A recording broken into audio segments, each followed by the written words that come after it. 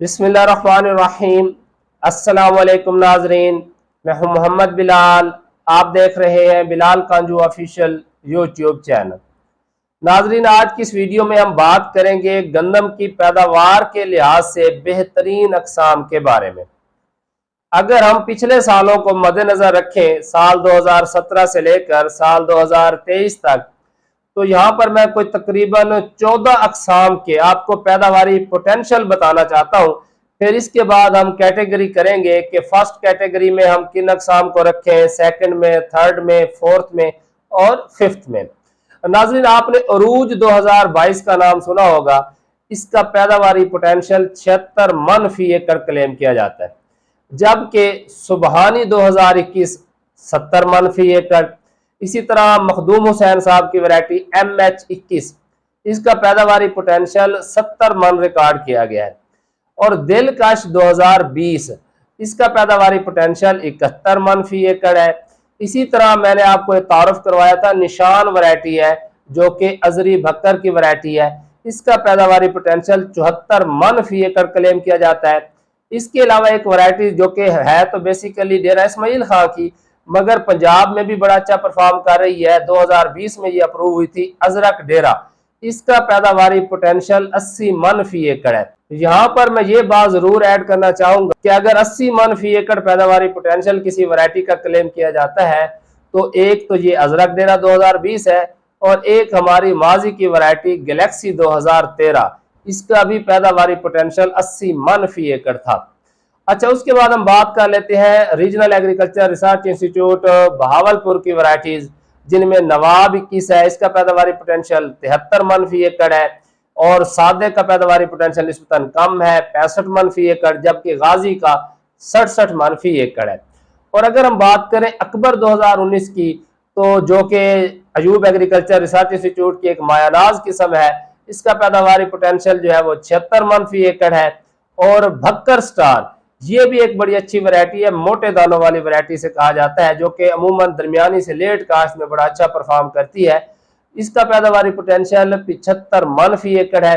इसके अलावा फखरे भक्कर, जो कि तकरीबन ऑलराउंडर, पूरे पंजाब में तो अच्छा परफॉर्म नहीं करती, मगर जो इसके लिए ज्यादा मौजू इलाका जाता है, जहाँ की ये तैयार करता है, उसके मलिका इलाका जाता, जहाँ जो समझ लें कि हमारे जो थल के एरिया जाता है, वहां पर ये बहुत अच्छा परफॉर्म करती है। और उसके बाद है अनाज 2017, खाने के हवाले से एक बेहतरीन किस्म है। अनाज की भी पैदावारी जो सलाहियत है वो 70 मन फी एकड़ है।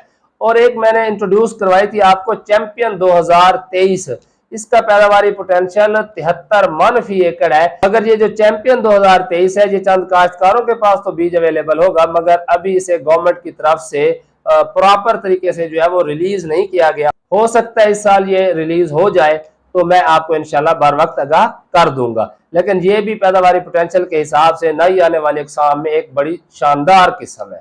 अब आप कहेंगे कि आपने हमें 14 वैरायटीज के पैदावारी पोटेंशियल भी बता दिए, वैरायटीज के नाम भी बता दिए, हमें फैसला करने में कैसे आसानी होगी कि पहले नंबर पर किसे रखें और दूसरे नंबर पर किसे रखें। तो यहाँ पर मैं ये कहना चाहूंगा कि मैंने कम्युनिटी टैब में पिछले साल भी काश्तकारों की राय ली थी, उससे पिछले साल भी काश्तकारों की राय ली थी।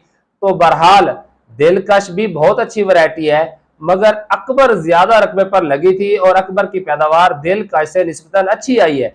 लेकिन दिलकश 2020 की यानी नई अक़साम में शुमार होती है और अकबर थोड़ा सा पुराना होती जा रही है। तो इसीलिए मेरा आपको यही मशवरा है कि दिलकश को नंबर 1 रख लें और अकबर को नंबर 2 रख लें। और उसके बाद जो नंबर 3 है, उसमें अजरक डेरा, निशान और अरूज, यानी ये तीसरे नंबर की कैटेगरी है। इसमें से आप किसी किस्म का इंतखाब करेंगे तो इनकी कैटेगरी सेम ही है।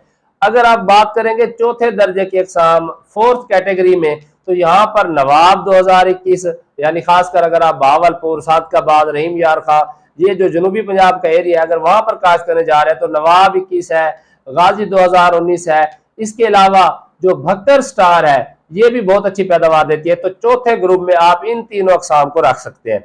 उसके बाद जो बाकी बचती है ना, यानी कि 5वां ग्रुप, उसमें अनाज है, फखरे भक्कर है, सादिक 2021 है, सुबहानी 2021 है, MH 2021 है। इन बाकियों को आप 5वीं कैटेगरी में रख लें। यानी अगर आपने 2-4 एकड़ लगानी है तो अकबर और दिलकश को तरजीह दें। अगर आपने एक आधा एकड़ लगानी है खाने के लिए तो मेरा आपको मशवरा है या अजरक डेरा लगा ले, या निशान 2021 लगा ले, या अनाज लगा ले। खाने के हवाले से बेहतरीन अकसाम है। और अगर आपने कमर्शियल लगानी है, यानी अच्छा खासा रकबा है आपका, कोई 50-100 एकड़ लगाते हैं, तो फिर आप कोशिश करें कि उसमें से 50% पर दिलकश और अकबर लगाएं, और जो बाकी 50% रकबा है उनमें से ये जो अजरक डेरा है, निशान है, बकर स्टार है, या अनाज वगैरह, इनको भी लाजमी ट्राई किया करें, मगर अपने पिछले सालों के तजर्बात को मद्देनजर रखते हुए।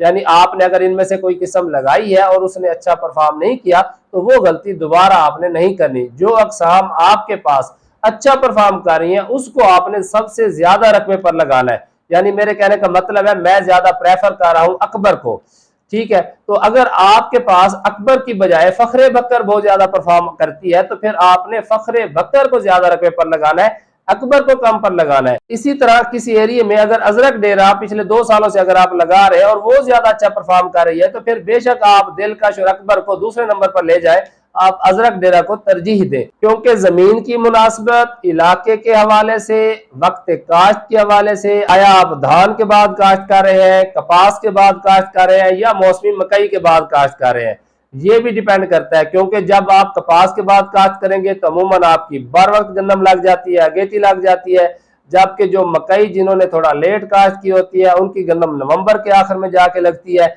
इसी तरह जो बासमती अकसाम है वो भी अगर लेट काश्त की गई है तो अमूमन धान के बाद भी गंदम लेट हो जाती है। तो इसीलिए मुख्तलिफ अकसाम वक्त काश्त के हवाले से भी अपनी परफॉर्मेंस शो नहीं कर पाती। मसलन जो अगेती अकसाम है उनको अगर आप लेट लगाएंगे तो अच्छा परफॉर्म नहीं करें, और जो थोड़ा सा पिछेती अकसाम में ज्यादा परफॉर्म करती है जैसे बकर स्टार है, इसी अगर आप बहुत ज्यादा अगेता लगाएंगे तो आपको इससे रिजल्ट्स नहीं मिलेंगे। इसीलिए आपने मेरी तमाम बातों को सुनने के बाद अपने गुज़श्ता सालों के तजर्बात को मद्देनजर रखकर आखिरी फैसला करना है।